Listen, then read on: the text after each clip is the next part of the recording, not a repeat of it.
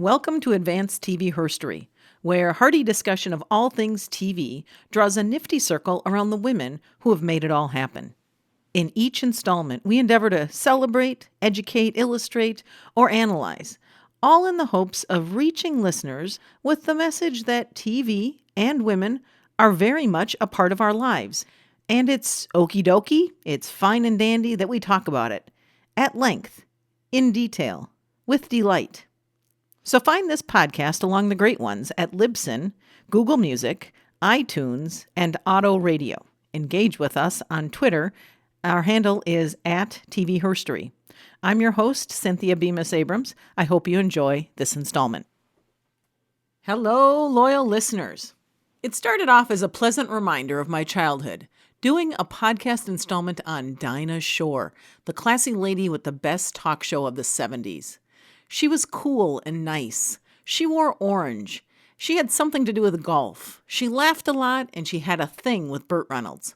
This is the perfect fodder for a podcast, right? Listeners, Dinah Shore, who was born in 1916 and passed in 1994, was more of a renegade feminist than her Tennessee accent would have us believe. Piecing together this look at her career and work as a woman pioneer in TV has required more context and research than is normally the case. But, in other words, it's been a lot of fun. So at Advanced TV Herstory, you know as well as I that we look for pioneers. We look for glass ceiling breakers, women who stood or stand with other women.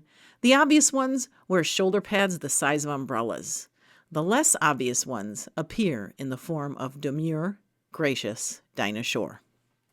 Before I can tell you what and how she was a renegade, you need to learn a bit of context about Dinah, who was born with the name of Frances Rose Shore in Tennessee to Jewish parents. To transform herself to the woman who transitioned from radio stardom to TV, Shore changed her name from Fanny to Dinah, but that's not all. During her first appearances in the movies in the 40s, she had rhinoplasty, filled in a gap between her front teeth, and gradually transitioned her hair color from jet black to blonde.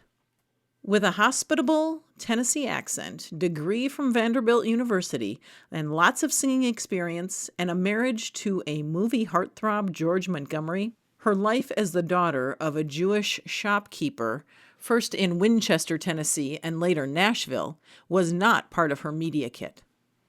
Regular listeners of this podcast know that I try to confirm my work with sources. When I roll the credits at the end of each installment, it's with the idea that there's a lot of material out there, and I just curate and try to fit the pieces together to tell the story. Tracing the more controversial aspects of Dinah's career has been difficult because what is printed or produced is largely vanity work. In a little bit, we'll get more into just how disappointing I found these sources, but suffice it to say it's sincere but fluffy stuff that's written in books published in the late 70s and 2-hour-long documentaries produced in 1999 and 2003. So we'll never know to what degree Dinah had to deal with anti-Semitism and the rumors that flew throughout her career that she was biracial and others that she had a child by an African American. But if you Google this, you just even start a Google search, those searches fill in those words. I find that amazing. I'll say no more other than I would love to ask Dinah some of those questions about that time.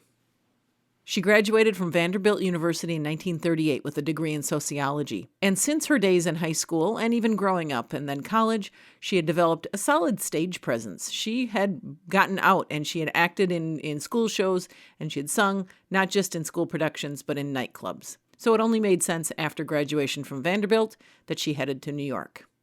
Her career in New York took off by virtue of a few good breaks in radio. These led to a recording contract and a tour throughout Europe with the USO. So if you look at wartime newsreels that show Dinah and other radio and movie stars entertaining the troops, you might not recognize her, since those were the years of her very dark hair, her heavy eyebrows, her natural nose. It was during World War II that she met actor George Montgomery, who she married in 1943 and divorced in 1962. But their star status put them on A-lists that ultimately formed a network that Dinah would later draw upon once she had the control of TV talk and variety show production. From radio, she jumped to film, mostly musicals, thus putting her career in direct competition with her husband's. Okay, this is where it starts to get interesting, both the facts themselves and how they've been reported over the years. And by the way, neither of them had too much of a film career. Okay, so I've said already that there's not a lot written or said about Dinah Shore, the progressive. That is sort of the premise of this podcast. But it is broached in the A&E biography segment that aired in 1999, or it certainly airs today on YouTube. It's narrated by Peter Graves and contains some clips from an important interview with Dinah and George's daughter, Melissa Montgomery. Let's set the stage. But behind Dinah's genteel southern manner was a strong-willed businesswoman who waged many battles when it came to issues close to her heart, such as segregation in the television industry. Rather than shy away from a potentially explosive situation which might revive old rumors about her racial background, Dinah fought network brass to perform with black entertainers. There was a big battle over Nat King Cole because he was black. She really did the most that she could to break the barriers that the networks had set up. Thanks to Dinah's fearless commitment to civil rights, black artists like Nat King Cole, Ella Fitzgerald, and Mahalia Jackson made numerous memorable appearances on her show. Dinah grew up in a progressive home in Tennessee. Her mother had been an aspiring singer who set aside her dreams to raise a family. Dinah presumably never forgot this. Her TV career started in 1951 with a short 15-minute-long shows, a lot of them.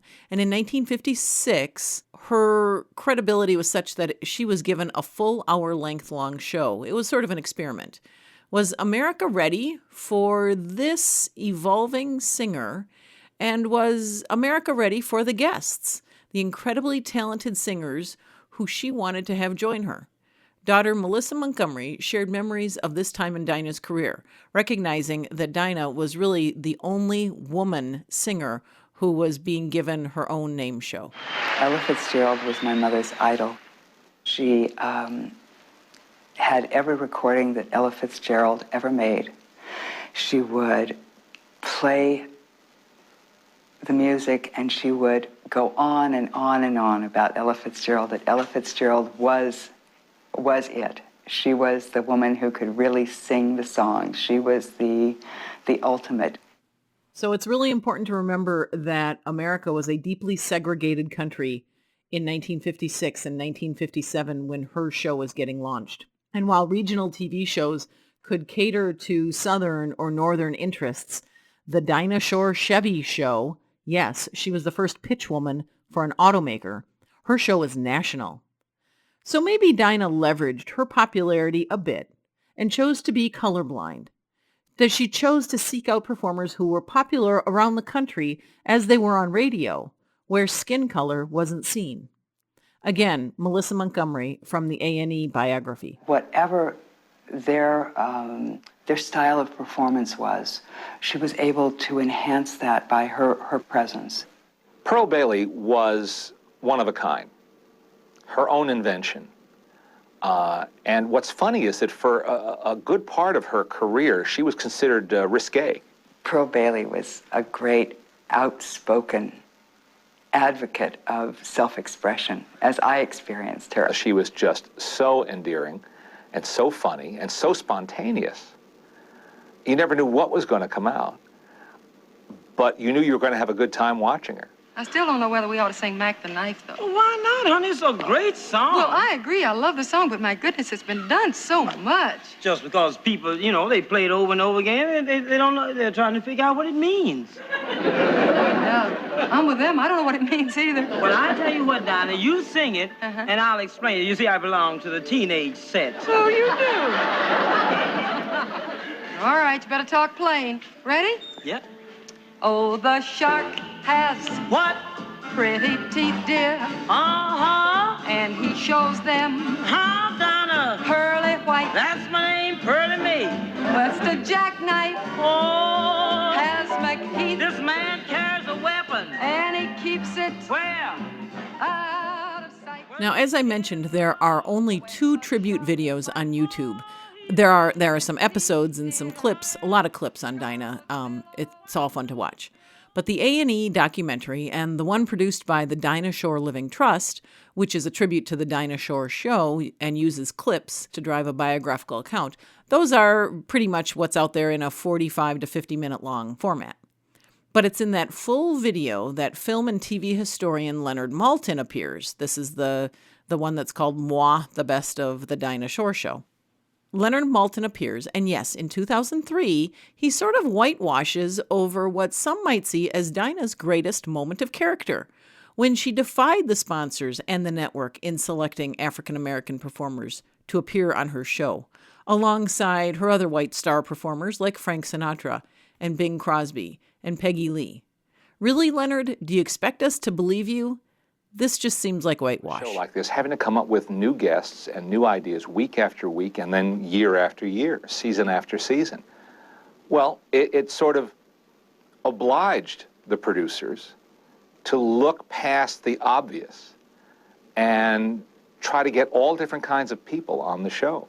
For example, my mother was overjoyed to have Mahalia Jackson on the show.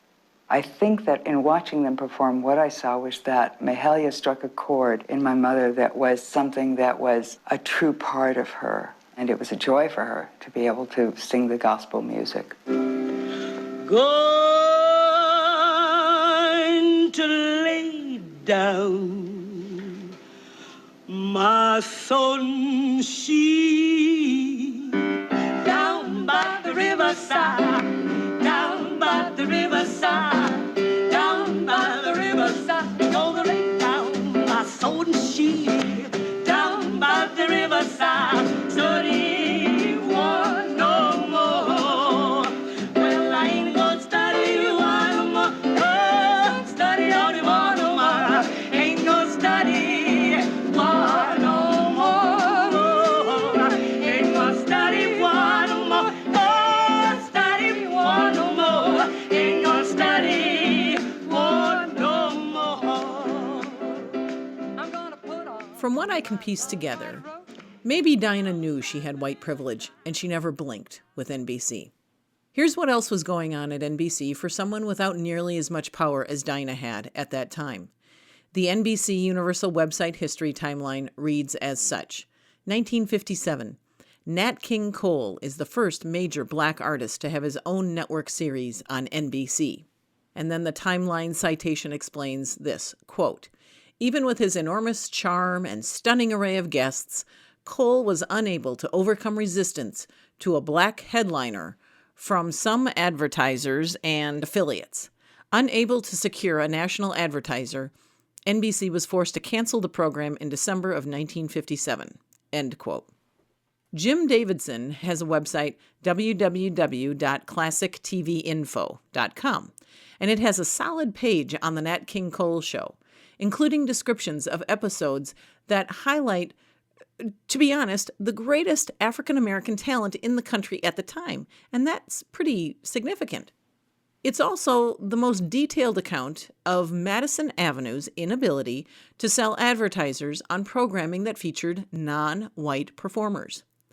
Davidson quoted this statement from Cole on his site, quote, Madison Avenue is the center of the advertising industry, Nat King Cole wrote, and their big clients didn't want their products associated with Negroes. Ad Alley thinks it's still a white man's world, end quote. So imagine Cole singing with guests like his wife, Maria Cole, Eartha Kitt, and Count Basie with the full force of famed orchestra leader Nelson Riddle. This was a high-quality show, and it aired for a little more than a year, but suffered a low budget due to advertising challenges and time slot shifting, which is the death knell for a show that the network wants to get rid of. This is the context by which we have to apply Dinah's actions and convictions. The late 50s and early 60s, separate entrances for white performers, separate dressing rooms, whispers with the advertisers. Did Nat King Cole have physical contact on camera with one of his white guests? Did Dinah lean in too close to Pearl or Mahalia? So while there is no smoking gun to say that Dinah's show, which ran from 1956 to 1961, was threatened or harassed for similar advertising reasons, you can bet she never put out a statement calling out Madison Avenue. But she nonetheless tested the network by inviting some of the country's most prominent African-American performers to her show. Chevrolet's decision to drop sponsorship caused the show's cancellation. But what prompted Chevy's decision? That answer has eluded me. The Dinah Shore Chevy Show was a national favorite, earning Shore the 1958 Emmy for Best Continuing Performance by a Female in a series by a comedian, singer, hostess, dancer, MC, announcer, narrator, panelist, or any person who essentially plays herself. I think this brought in some of those black and white game shows that you see sometimes now on cable. That category morphed a bit the following year, in which Dinah won the 1959 Emmy for Best Performance by an Actress in Continuing Character in a Musical or Variety Series, because that's really what Dinah Shore's series evolved to be, variety. Dinah sort of sat out the latter part of the 60s. She divorced Montgomery and entered into a short-lived marriage with another guy. She was still a well-known name, so with the rapidly changing landscape of TV, music, and American society, I give her credit for just laying low. In 1970, Dinah returned to NBC as the host of a 30-minute variety morning talk show. She would appear on TV for a full decade in some version of this format, earning an Emmy in 1973 for Outstanding Program Achievement in Daytime for Dinah's Place. Dinah's Place. That was the name of the show, which if you were an 8-year-old watching while you're homesick from school, it was just cool to think that a woman older than your mom had a place where people like Frank Sinatra just dropped by for coffee and a chat. Dinah's Place was nominated or won every year it was on from 1974 to 1981 in the category of Best Host or Hostess in a Talk, Service, or Variety Series. By the time Dinah signed off from her regular TV gig, she had some serious Emmy hardware on her mantle at her place. Yep, by the mid-1970s, when Dinah was a staple of daytime TV, she was a little bit Oprah and a little bit Martha Stewart, and she became romantically linked with the emerging heartthrob Burt Reynolds. So yes, there was a 20-year difference between the two. Call it a May-October relationship, which wouldn't have been given a second thought if the May was, say, a 21-year-old Mia Farrow with a 51-year-old December named Frank Sinatra, and that was all going on at the time. But listen closely to this clip, which I've included, not because you need to know more about Dinah and Burt, everybody kind of knows about that, but rather the careful words Burt uses, this is again in, kind of right around 2000, to describe his relationship with and his feelings for Dinah. It was extraordinary. I mean, I've never had that feeling before or since, where you just felt like you knew somebody for, eons, and there was such warmth. He's not exactly effusive. Did he sell you? Burt could have been talking about a dear neighbor or a mentor. And in watching these two specials, I was also struck by subtle language employed by Pat Boone, the teen heartthrob crooner who later became a politically conservative standard bearer. Pat is gracious in his kind words about Dinah, very nice words that could have come from an obituary or a Wikipedia page. He makes it hard, though, to believe that Dinah was one of his favorite people. Again, there's not a lot of emotion there. But then again, he never was a very good actor. And to watch the video, much of the time he's either leaned away from the camera or sits there with his arms folded. So the following clip is Pat's comment about Dinah's legacy, and notice how he puts such tremendous qualification on it, and it's followed by her daughters. At least one of them was sincere. Dinah's place in the pantheon of musical greats, in American pop music is secure, and of course a trailblazer, a pioneer, a gentle, a womanly, a ladylike pioneer, but nonetheless a pioneer. I'd love to have her remembered as a person, a woman who cut a path for other women, who set an example in so many different areas of her life that women of every generation can look to with admiration. I'm proud of her. Yeah. Okay, we won't get in any further to what the deal is that Pat Boone didn't like Dinah Shore, but you can probably guess a few things. So Dinah Shore passed away in February 1994 of ovarian cancer. She never made her diagnosis public. Later that year, she was inducted posthumously into the LPGA Hall of Fame as the first non-professional golfer. At the time, the hall was pretty empty. Dinah was only the 13th entry.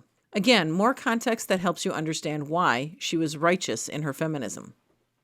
Back in 1972, just as Title IX and the Equal Rights Amendment, let's give a tip of the hat to the Nixon administration for those two, were becoming reality, Dinah founded a women's golf tournament, which was LPGA sanctioned, that has been held annually at the Mission Hills Country Club in Rancho Mirage, California.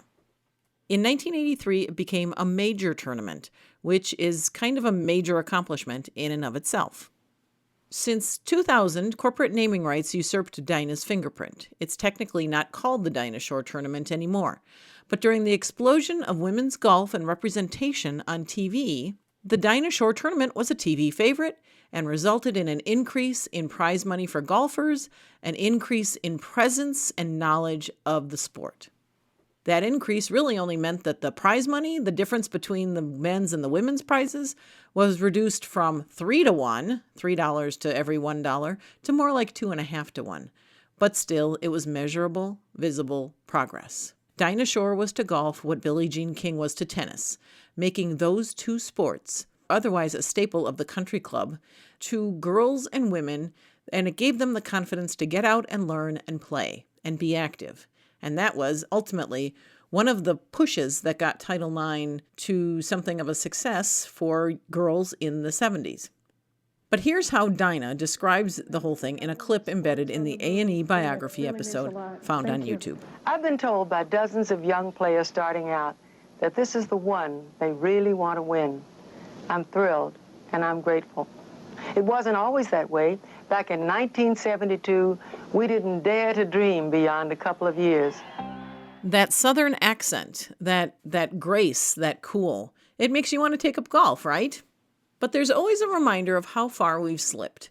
Here's how two men on the NBC Golf Channel described Dinah's impact on the game of women's golf. Now, mind you, how hard would it have been, how many phone calls would it have taken to get a woman to be interviewed for these 2 minutes to discuss Dinah Shore on the celebration of what would have been her 100th birthday, 2016? Geesh. It's great to be with you. Dinah Shore, a name that a lot of us remember watching television. She was a singer, a big-time personality. What was her impact to golf? Well, she was a huge star at that time. I remember her TV show. It was an enormously popular TV show. That was a crucial turning point for the LPGA. She was their Bing Crosby, their Bob Hope, their Jackie Gleason. She was the star who brought other stars into the tent for the Pro-Am, brought more media attention to it, and she remained just a loyal supporter of the tour right to the end. Her statue is still there at Mission Hills. I know you got to meet her. What was she like? The word would be passionate, enthusiastic, upbeat, that, and that she always brought that energy to the event. And you could tell, you could see, even now when the players finish and they give the high five to the Dinah statue going around there, it's almost like they're still channeling that energy. The players appreciate her still. You think they know who she is and what she did? They've done a good job at that tournament at continuing that communication going along and making sure that the newer generation of players know what she contributed to the LPGA. Maybe we can agree that very few women celebrities' legacies grew or expanded after their deaths.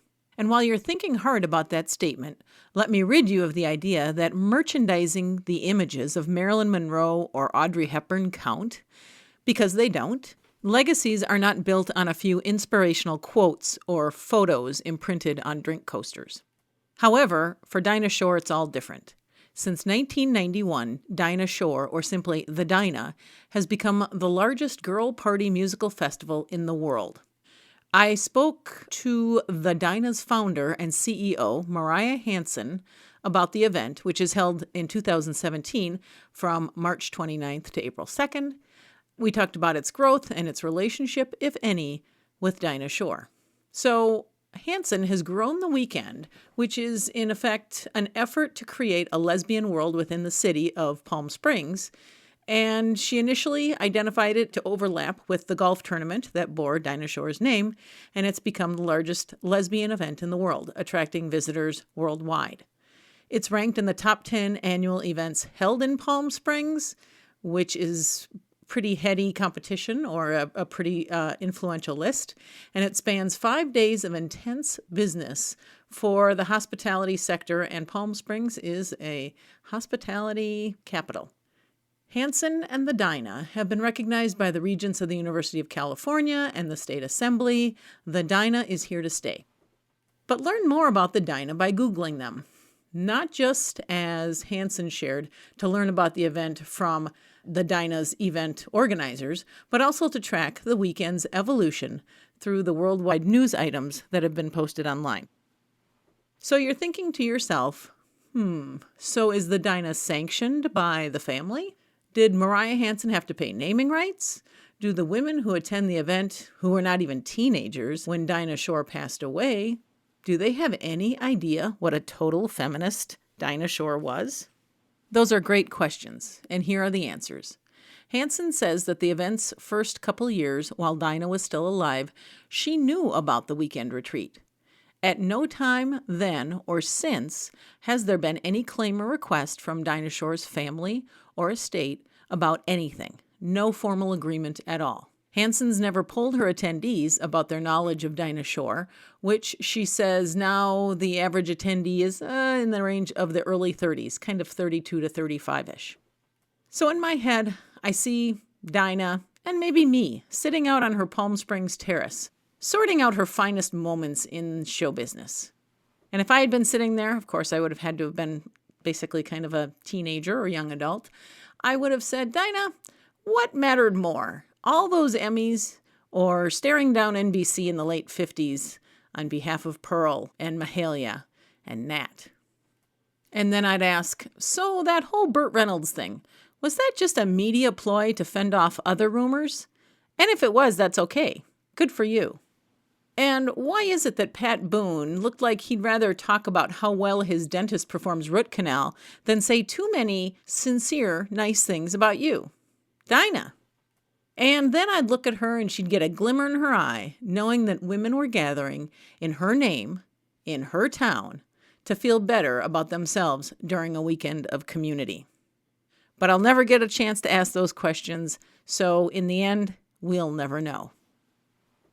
My sources for this segment on Dinah Shore come from all the usual places.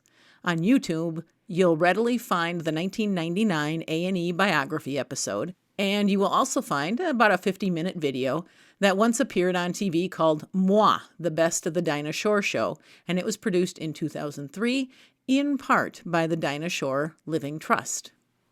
Now, the books that are out there are a little, peaked. I read Bruce Cassiday's 1979 Dinah, a biography, and Michael Drucksmann's Miss Dinah Shore, a biography. Wow, talk about original titles. Drucksmann's book was largely written in the mid-1970s. It was only published recently, but it reads like it was written then because both books were written in the middle of a varied career that attracted little negative publicity. And neither book offers much insight into this woman who we now realize blazed trails and experienced the best and the worst of the entertainment industry. Information about Dinah's legacy with the LPGA can be found at their website, which mainly now has boiled down to some information about scholarships that bear her name. Audio from the 100th anniversary of Dinah's birth and her impact on the game of women's golf is found at NBC Sports The Golf Channel site. It's just too bad they didn't ask a woman to recount the significance of Dinah and her legacy. NBC Universal's website has a fairly high level of timeline. It's great, but it's quite sanitized. While Jim Davidson's website, www.classictvinfo.com, that's all one word, proved helpful in piecing together what little is available about TV decision-making before the civil rights era. And I know that there is some scholarly work floating around out there as well. Perhaps that will be the topic of another Advanced TV Herstory podcast segment sometime. Many thanks to Mariah Hansen, founder of The Dinah, for being available for the phone call that cleared up some really important questions and that, in a sense, put a capstone on Dinah Shore's legacy as a feminist. And as always, this podcast sounds good due to the work of the talented David Brown. Subscribe to this podcast via our hosting site, Libsyn, or iTunes. You can also find it on Auto Radio. If you've got something to share about Dinah Shore, feminism, or anything else TV and women related, drop a line to advancedtvherstory@gmail.com. If you've got an interest, we'd love to bring it forward. Follow the podcast on Twitter. Our handle is @TVHerstory. And lastly, find this script and those from past installments at my website, www.cynthiabemisabrams.com. Please share or recommend Advanced TV Herstory to others. That's how the word spreads. It's an earful of learning for women and men of all ages, and the segments are clean enough that you can even recommend it to your grandma. Thanks for listening. I'm your host, Cynthia Bemis Abrams.